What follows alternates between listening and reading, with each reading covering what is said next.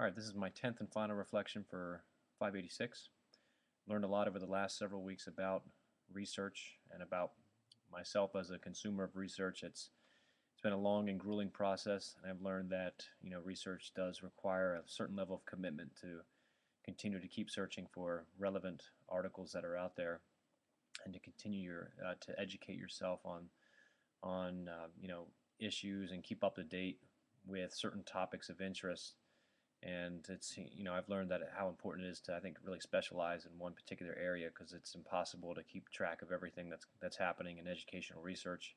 And I've learned about the different types of articles, different sources, the structure, where to find certain pieces of information, which is going to help me to gather relevant information in my own classroom in the future.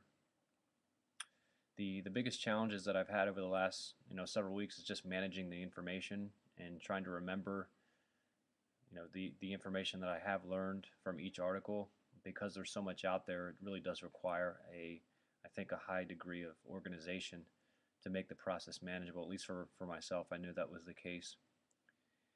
The biggest success, of course, is I finally got my literature review all done, and I'm pretty happy with the way it turned out. I'm happy with the way that I was able to organize all this information on this topic, and how it started off so broad. Using the internet in the social studies classroom, I was happy that I was able to hone it into the topic of digital history, and I'm proud of the fact that at least I think the topic is an important one, because it's beneficial for not only students but also teachers to take a closer look at how we're using the internet to really manage some positive change in the social studies classroom. So it's been a topic that I've learned a lot about my own teaching style and things that I can do in my own classroom. That's probably the biggest success that I've had. And I've learned, it's given me a new perspective on research.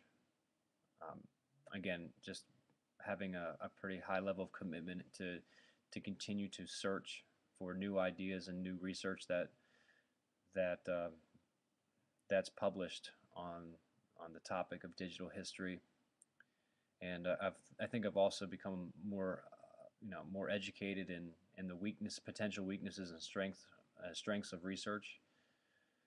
So that's how the class has benefited me as a consumer of research.